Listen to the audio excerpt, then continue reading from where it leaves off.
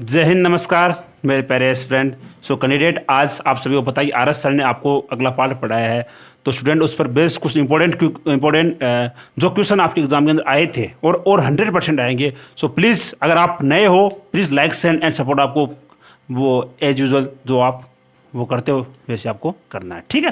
तो स्टूडेंट अभी देखिए, पहले स्टार्टिंग में मैं आपको लगभग 5 से 7 मिनट आपको जो आर एस सर ने आपको पढ़ाया है उसका एक बार मैं आपको पूरा सार बताऊंगा और उसके बाद अपने स्टार्ट करेंगे क्वेश्चंस, ठीक है। तो सबसे पहले वो देखो, सबसे पहला अपना होता है सेलों का संयोजन, ठीक है।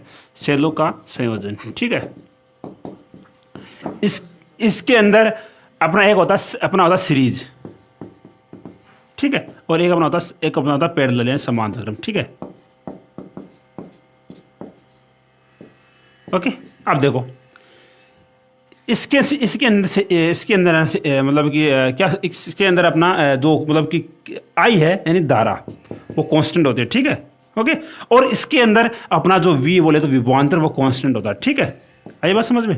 अब देखो, और अगर मेरे को इसके अंदर ई इक्विवेलेंट निकालना हो, ओके, तो इस स्थिति में मेरे को कुछ नहीं करना, एज जैसा मैंने प्रतिरोधों के अंदर वो किया था वो होता अपना एन आर होता है। तो यहाँ पर सेम यहाँ पर एन ई मेरे को कर देना है, ठीक है। और यहाँ पर ई इक्विवेलेंट अगर मेरे को निकालना हो तो कुछ नहीं करना मेरे भाइयों, ई अपॉन एन कर देना, बस हो गया। अब देखो, अगर मेरे को यहाँ पर आर इक्विवेलेंट, आर बोले तो आंतरिक प्रतिरोध, ठीक है। यानी कि आर इक्विवेलेंट अगर मेरे को निकालना हो तो कुछ नहीं करना, एन आर कर देना, ठीक। और यहाँ पर आर इक्विवेलेंट निकालना हो तो मेरे को आर अपॉन एन कर देना।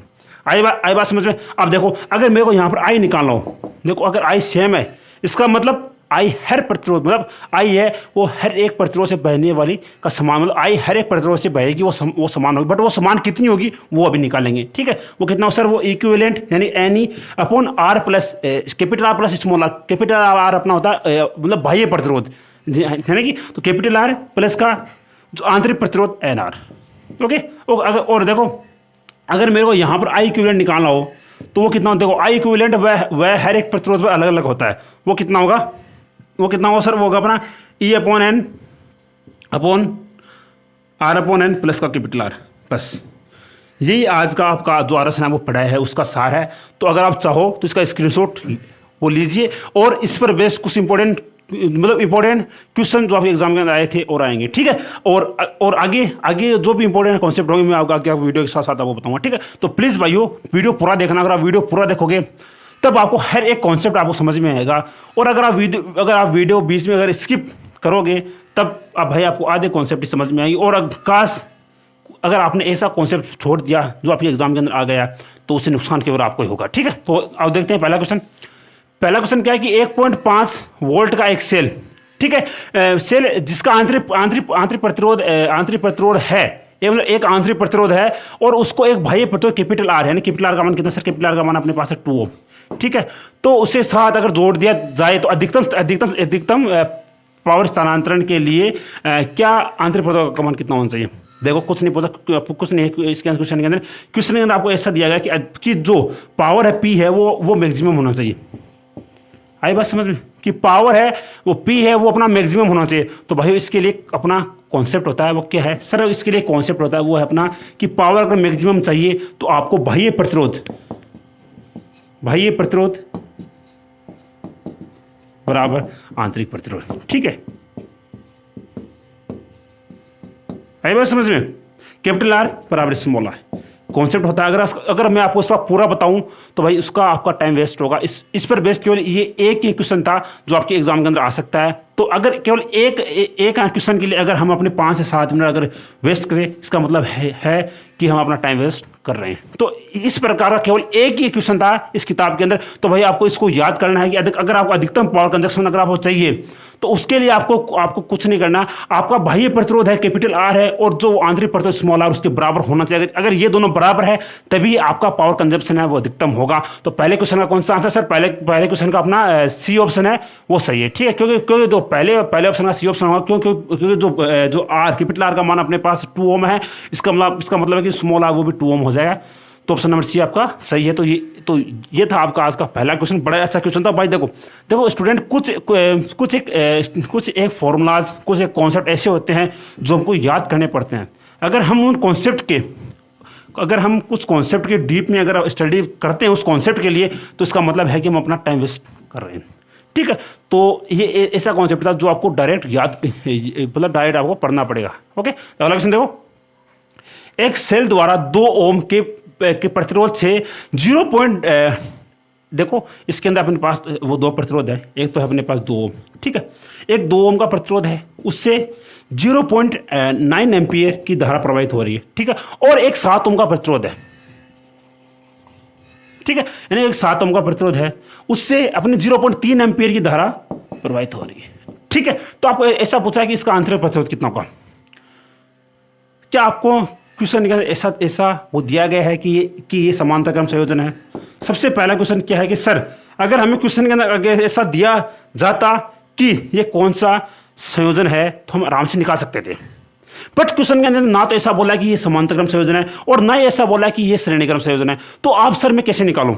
तो भाई आओ, इसके लिए आपको थोड़ा सा डीप पढ़ना पड़ेगा। आओ बताता हूं। देखो यहां पर कितना सर देखो आपको एक बात पता है कि समांतर क्रम संयोजन में समांतर क्रम में क्या होता है सर, समांतर क्रम संयोजन में अपना V सेम होता है, जो V है वो अपना सेम होता है। ठीक है, बट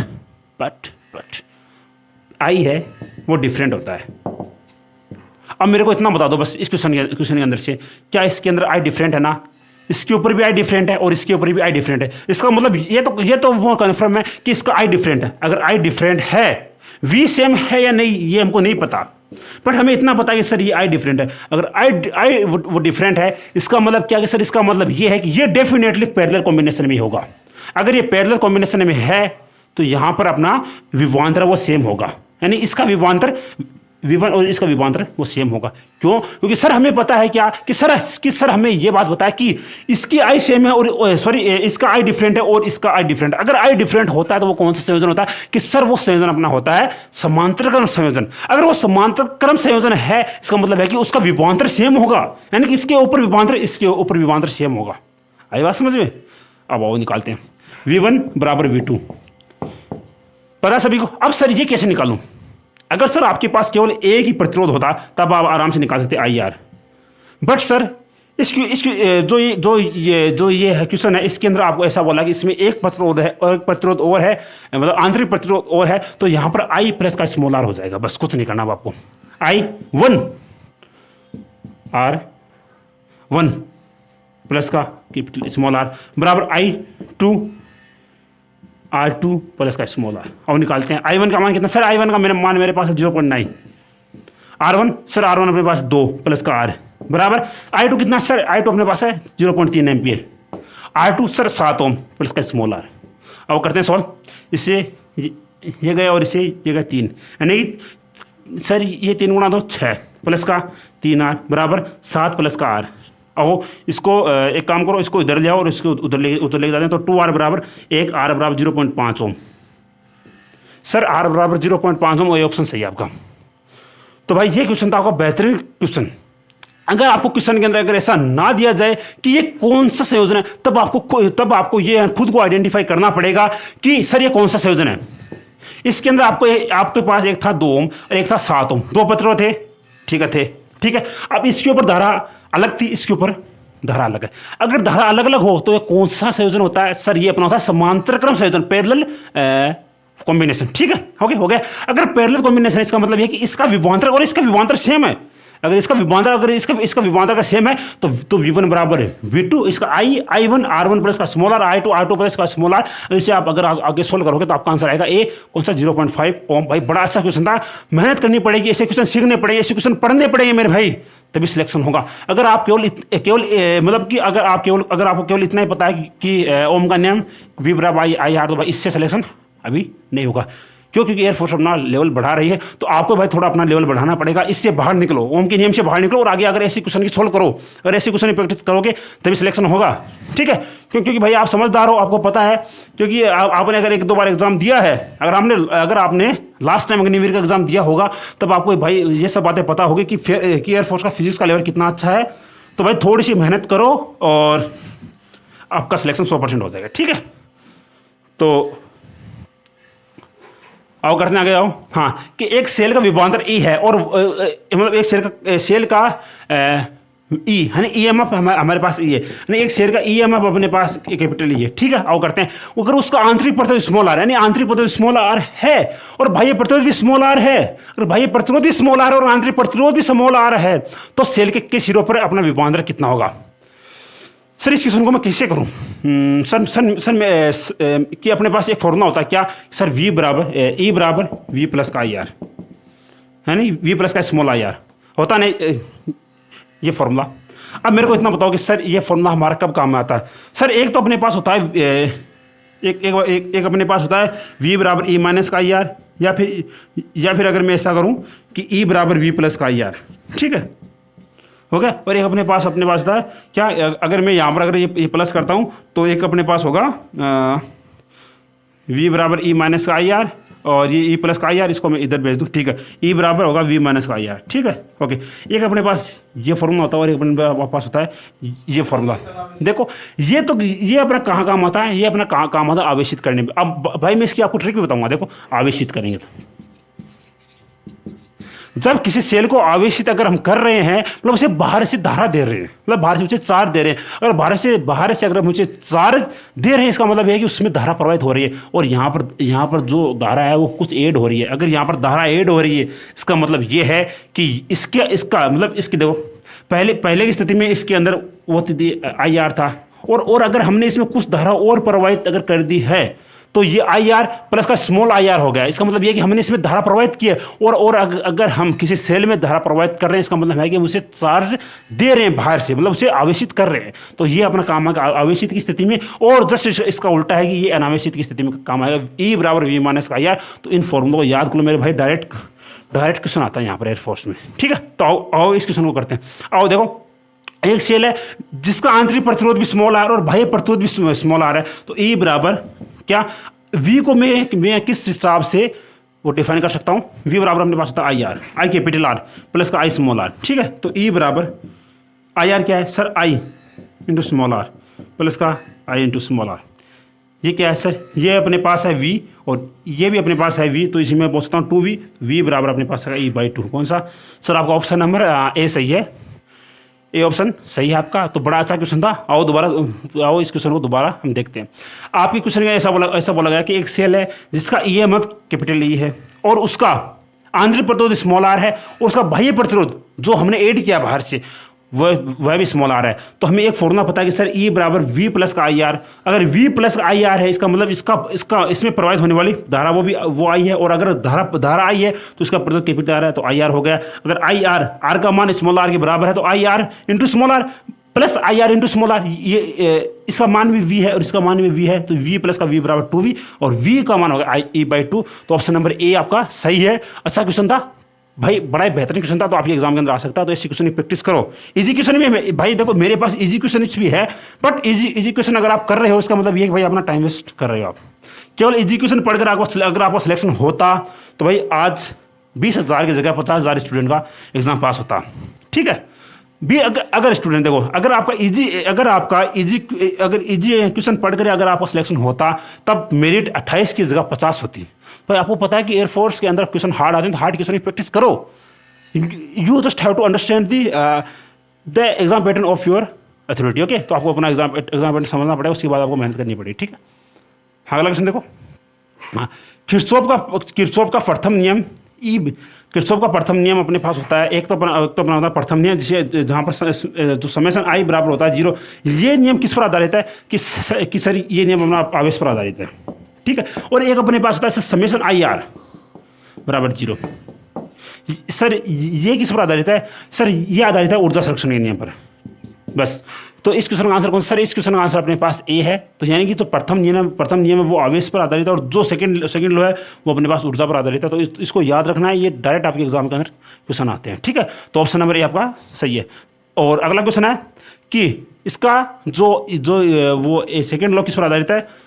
सर वो आधारित अपना ऊर्जा के ऊपर। तो कौन सा ऑप्शन नंबर आपका 20 है इस स्थिति के अंदर? तो आपको इसको याद करना चाहिए कि जो किरचॉफ का जो प्रथम नियम है वो आपका आवेश के संरक्षण पर आधारित है, और जो किरचॉफ का जो सेकंड नियम है वो ऊर्जा के संरक्षण पर आधारित है। तो भाई इसको याद कर लो, आपके एग्जाम के अंदर आए हुए क्वेश्चन है, क्योंकि देखो ये साफ साफ लिखा कि एयरफोर्स के अंदर आया हुआ क्वेश्चन है। तो अच्छा क्वेश्चन है, याद कर लो इसको, ठीक है। हाँ, अगला क्वेश्चन देखो, ये थोड़ा सा टफ टफ हो सकता है। देखो, आपको एक बात पता है, आर एस ने बड़े अच्छे से आपको पढ़ाया है। क्या पढ़ाया है कि सर आर एस ने हमें क्या बात पढ़ाई, क्या बात बताया कि सर अगर किसी एक संधि बिंदु के ऊपर आने वाली धाराओं का योग पॉजिटिव होता है और जो जाने वाली धारा उनका योग नेगेटिव होता है। मानो कि ये एक पॉइंट है, इसके ऊपर एक धारा यहाँ से आई, एक धारा यहाँ से आई और एक धारा यहाँ से, ठीक है। तो यहाँ से मानो ये आई 2 एम्पियर, ये आई अपने पास 4 एम्पियर, और ये अब तो देखो, अब मेरे को इतना बताओ कि सर अगर ये 3 एम्पियर है तो इसका मान कितना होगा, आई का मान। एक बात पता है स्टूडेंट आपको क्या, कि सर जो आने वाली जो धाराएं होती है, आने वाली बराबर जाने वाली, ठीक है, यानी कि आने वाली धाराओं का योग बराबर जाने वाली धाराओं का योग। आने वाले कितनी है सर, आने वाले अपने पास 2 एम्पियर और 4 एम्पियर, कितनी हुई सर, अपने पास 6 एम्पियर हो गए। तो अगर ये 6 है तो ये 6 एम्पियर बराबर 3 प्लस का आई, 3 एम्पियर प्लस का आई, तो आई कितना सर, आई आप आ गया अपने पास 3 एम्पियर, कहने मतलब ये कि सर जो आई है वो 3 एम्पियर के बराबर होगी। तो ये फॉर्मेट आपके एग्जाम के अंदर आ सकता है। तो इस नियम को याद कर लो, क्यों, क्योंकि ये नियम ईजी है, ठीक है। तो इस नियम को याद करना है कि आने वाली धाराओं का योग बराबर जाने वाली धाराओं का योग। तो आओ अपने क्वेश्चन पर आते हैं। इसके अंदर ऐसा बोला गया कि सर 2 एम्पियर आ रही है, 2 एम्पियर भी आ रही है, मतलब पहली स्थिति में होगा 4 एम्पियर आ गई। उसके बाद 1 एम्पियर इधर से निकल गई। आओ करते हैं, देखो 4 एम्पियर आई, ठीक है, तो फिर 1 एम्पियर उधर से निकल गई, तो ये अपने पास 1 हो गया, ठीक है। उसके बाद 1.3 एम्पियर और निकल गई, तो 1.3 एम्पियर आ गया, ठीक है, प्लस का आई अलग से बच गया। तो देखो ये 4 बराबर कितना सर, ये अपने पास 2.3 प्लस का आई, तो आई बराबर अपने पास होगा 1.7 एम्पियर। तो कौन सा सर, आपका ऑप्शन नंबर ए सही है। अच्छा क्वेश्चन था, याद कर लो इस क्वेश्चन को, ठीक है, मतलब या तो इसको समझ लो, नहीं भाई याद कर लो, ठीक है। अच्छा क्वेश्चन था, आ सकता है आपके एग्जाम के अंदर। अगला क्वेश्चन देखो, हाँ, किसी सेल के मध्य का ईएमएफ है वो पोटेंशियल डिफरेंस से अधिक हो सकता है। यानी किसी सेल का पोटेंशियल डिफरेंस है वी है, वो ईएमएफ से कब अधिक हो सकता है। अभी आओ, अभी करते हैं, जो मैंने आपको भी ट्रिक बताई उसी से करेंगे। आओ, जो मैंने अभी आपको ट्रिक बताई है उसी से करेंगे। आओ देखते हैं क्वेश्चन को। सर मेरे को एक बात पता है, क्या पता है, ई बराबर वी प्लस का आई आर, अपने पास होता है ई बराबर वी माइनस का आई आर, होता है ना। आओ करते हैं। इसने बोला है कि सर ये जो वी है वो अधिक होगा। अब सर ये वी इस स्थिति में अधिक है क्या, अब अगर हम यहाँ से वी का मान निकालते तो वी बराबर होगा ई माइनस का आई आर। तो क्या यहाँ पर v अधिक है या फिर यहाँ पर v अधिक है, तो भाई यहाँ पर v अधिक है कैसे होगा, अगर मानो कि अगर e का मान अगर 5 है और अगर इसका मान 1 है, तो इसका मान कितना सर, इसका मान अपने पास 4 आ जाएगा। इसका मतलब यह है कि सर इस स्थिति के अंदर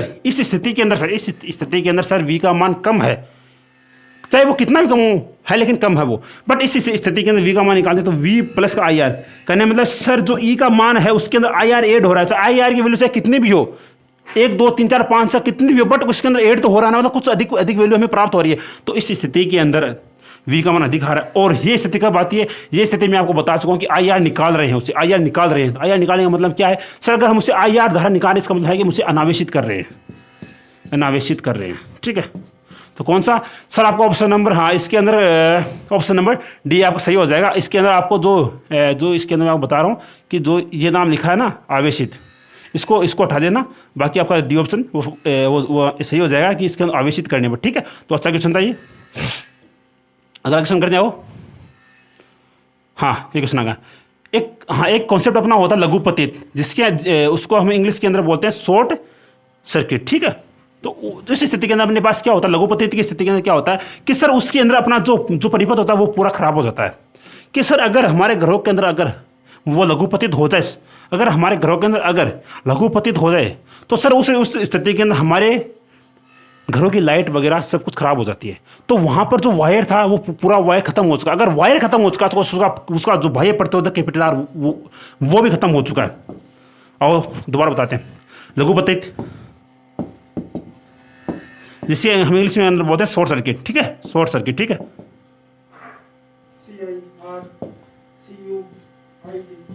इंग्लिश के अंदर बोलते हैं शॉर्ट सर्किट, ठीक है।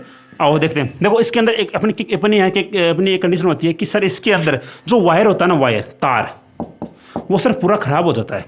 अगर तार खराब हो गया इसका मतलब है कि उसका प्रतिरोध भी खराब हो गया है। कौन सा सर जो प्रतिरोध उसका मतलब आंतरिक प्रतिरोध नहीं, बाह्य प्रतिरोध।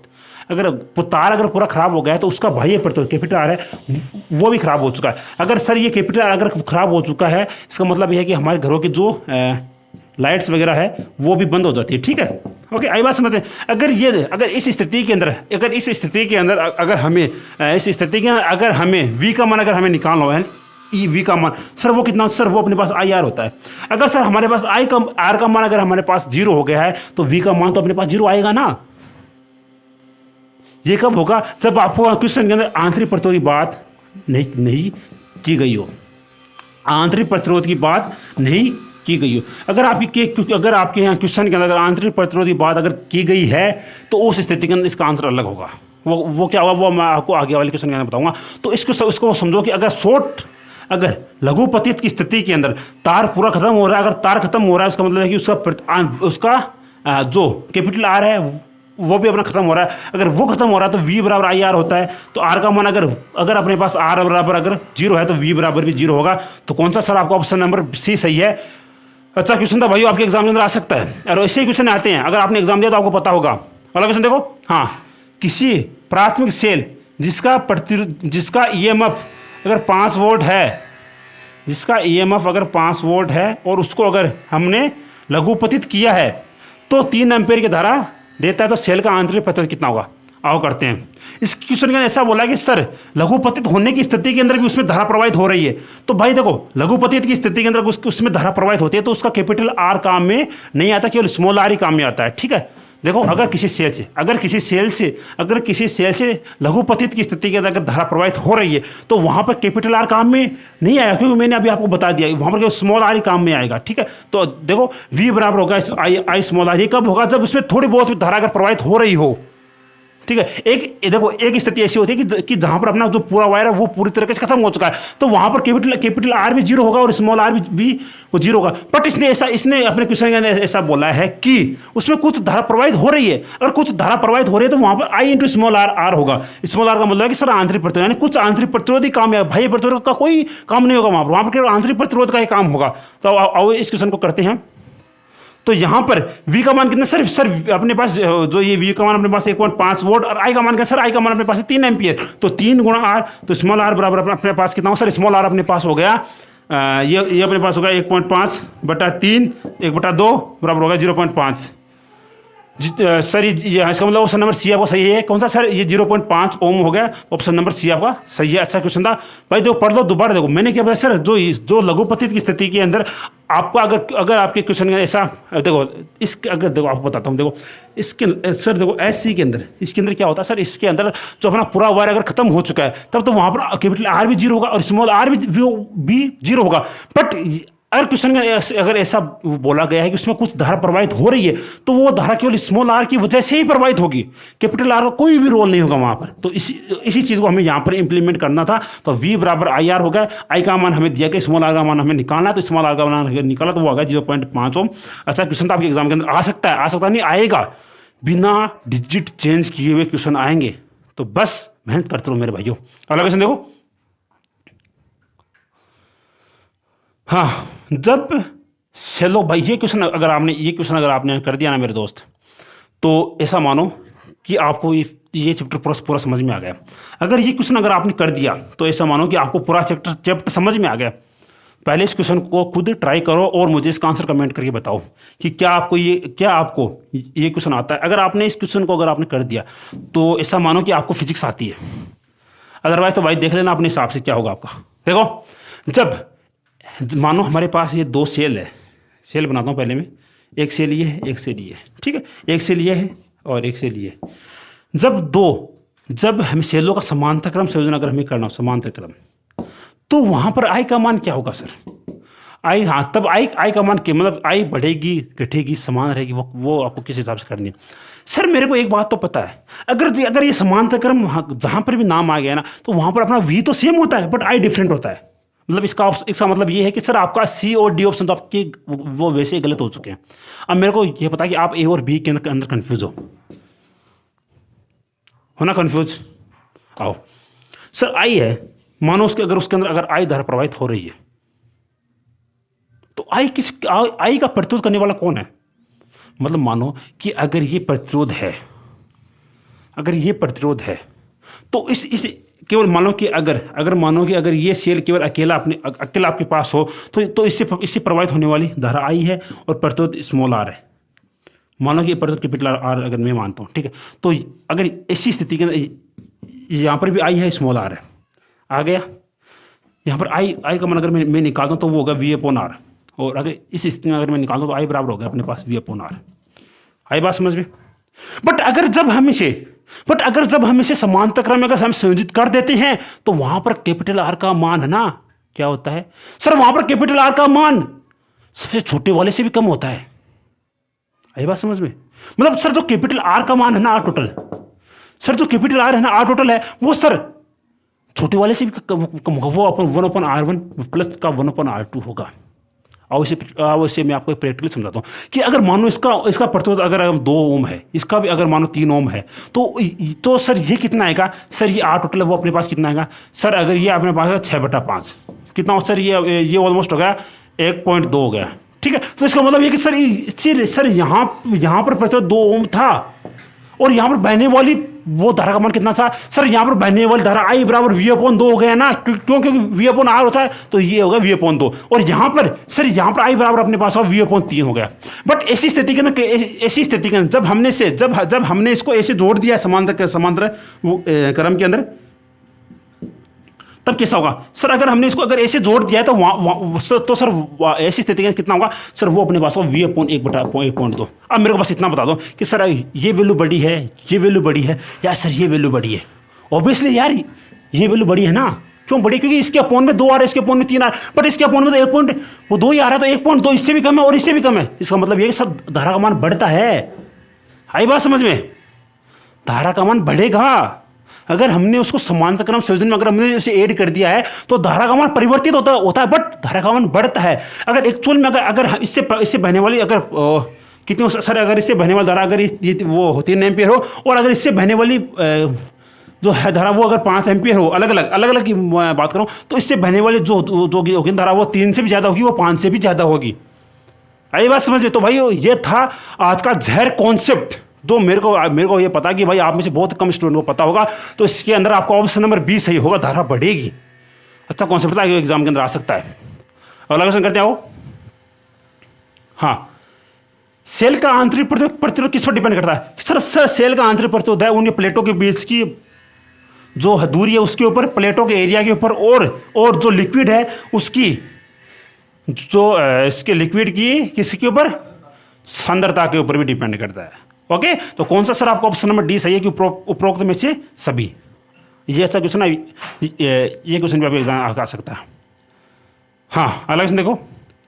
तब एन सेल जिसमें प्रत्येक का जो ईएमएफ है वो ई है, ठीक है, और उसमें अगर उसमें स्मॉल आर प्रतिरोध है, प्रत्येक का स्मॉल आर है, तो और मतलब प्रत्येक का स्मॉल आर और कैपिटल आर प्रतिरोध के साथ श्रेणी क्रम में अगर हमने उससे जोड़ दिया है तो आई का मान, सर आई का मान क्लास स्टार्टिंग में बता सकूँ कि N E upon R plus का एन आर होगा। कौन सा? ये सर ये कौन सा ऑप्शन है? ये ऑप्शन आपका ए ऑप्शन सही है। तो ये ऑप्शन आपका सही, तो इस फॉर्मूले को डायरेक्ट याद करना पड़ेगा। ये एन ई होता है, ये एन आर होता है। अच्छा क्वेश्चन था, आपके एग्जाम के अंदर आ सकता है। और क्वेश्चन देखो, एक सेल का आंतरिक प्रतिरोध अगर स्मॉल आर है तो उसका अगर इससे प्रभावित होने वाली धारा का मान अगर हम अधिकतम चाहिए तो क्या होना चाहिए? भाई इस क्वेश्चन को भी आपको याद करना पड़ेगा। देखो आई का मान अपने पास होता है आर प्लस का स्मॉल कैपिटल आर।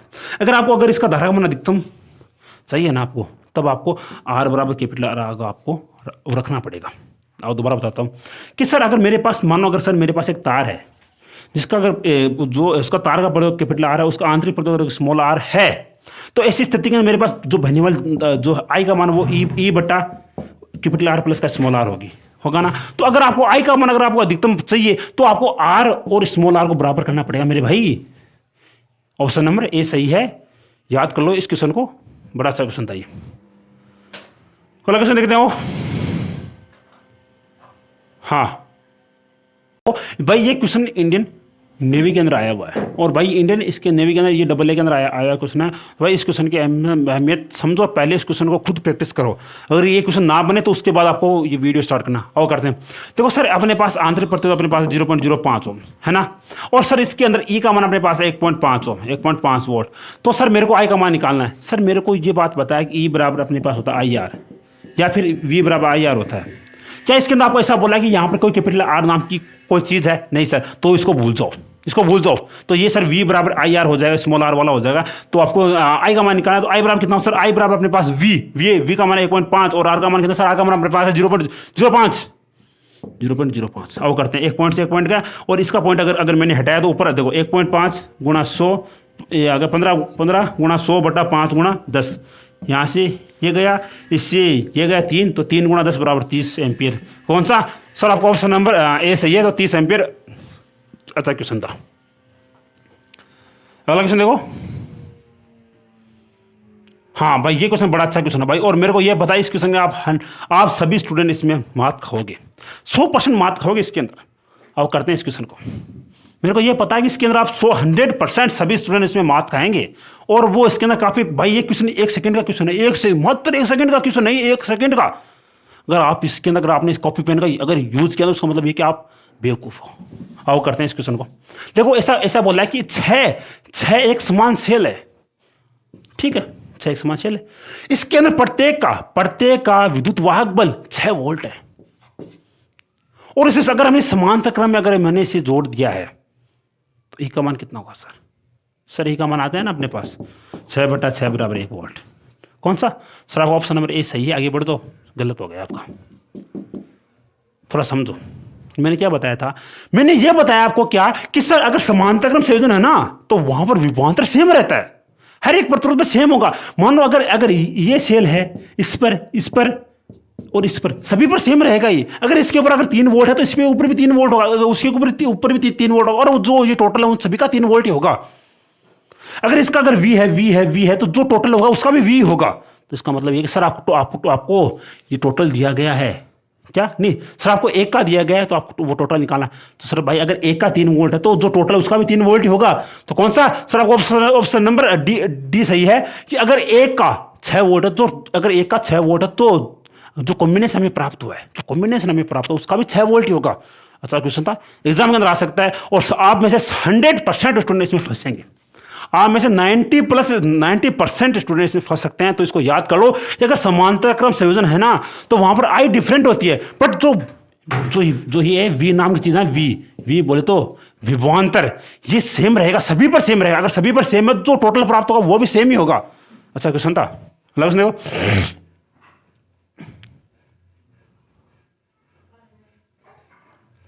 भाई एयरफोर्स किसके अंदर आया हुआ क्वेश्चन है, करते हैं।